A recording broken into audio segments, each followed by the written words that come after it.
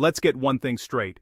Education only works when parents, teachers, and schools actually team up as real partners. Burgess Owens is crystal clear about this. Partnership isn't just a nice idea, it's absolutely essential for kids to succeed and grow into strong, capable adults.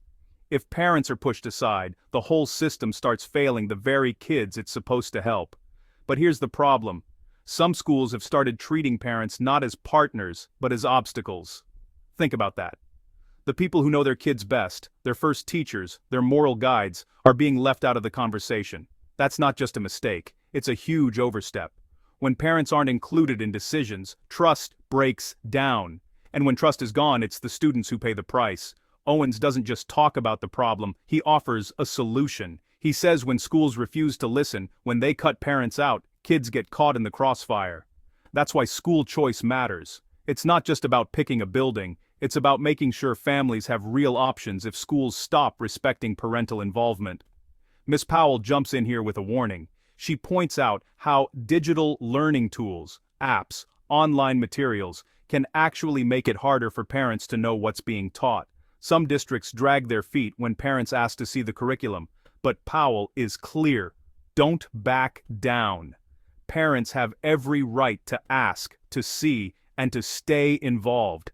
Don't let anyone intimidate you out of fighting for your child's education. And if you want to stay on top of what's really happening in classrooms, what your rights are, as a parent, go ahead and hit that subscribe button right now.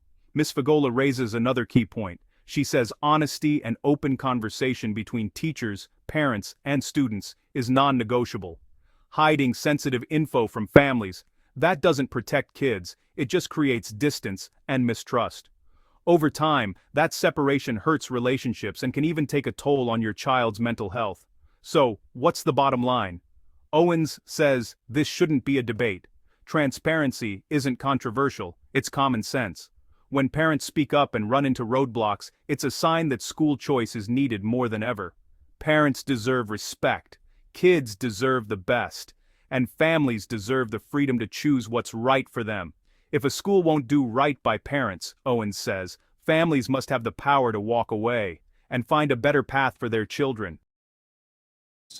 Thank you so much. Education is one of the most important aspects of childhood. While children are young, we teach them things they need to know and how to think. The education is most important, most meaningful, and impactful when parents, teachers, and schools work together in harmony. However, some schools increasingly see parents as an obstacle that needs to be ignored or overcome. Cutting out parents not only are bad for long-term well-being of our children, but more importantly, it's not their job.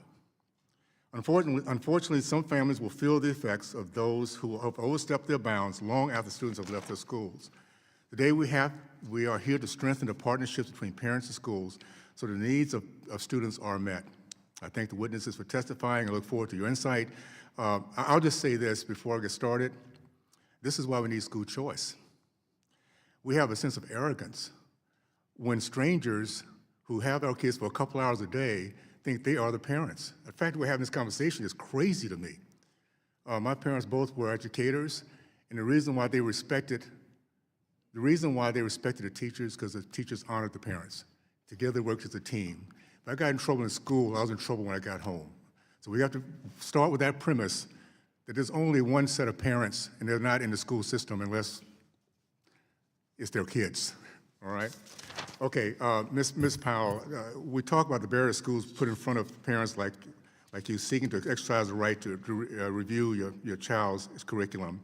You made a point that ironically the use of digital instructional materials actually make it harder for parents to know what's being taught. Do you have suggestions for parents seeking to navigate these barriers and examples of ways school districts should make it easier?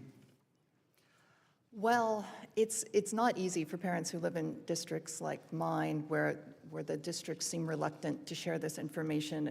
And one thing I want to tell parents is, go ahead and make these requests. Sometimes I feel like I'm the only parent making these requests based on the responses I get.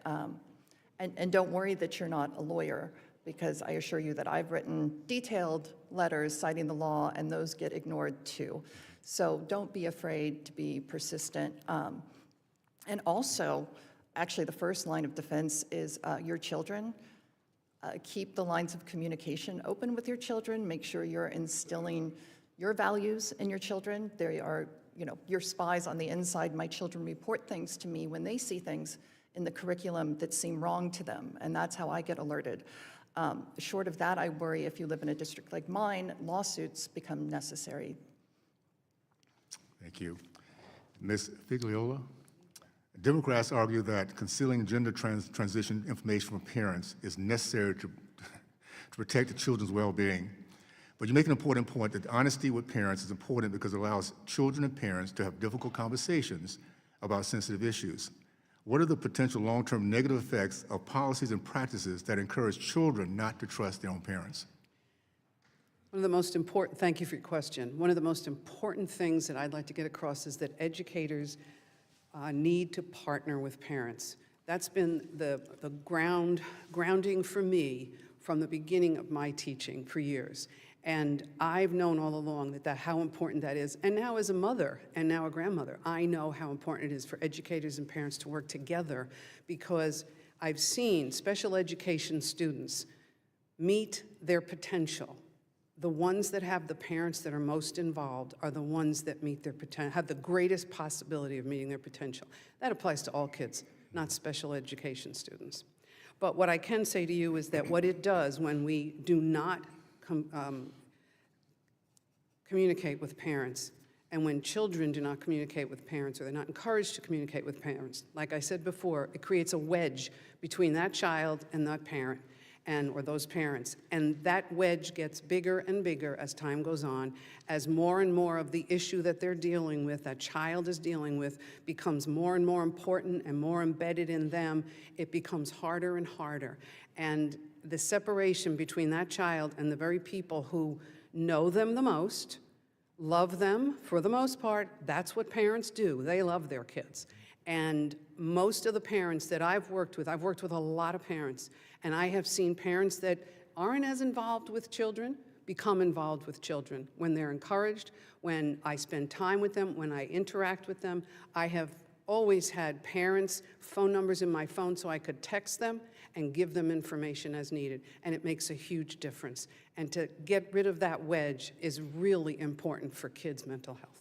Thank you so much. I just want to say this.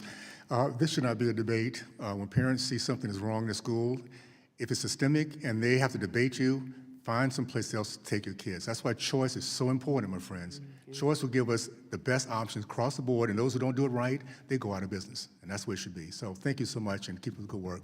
Go back.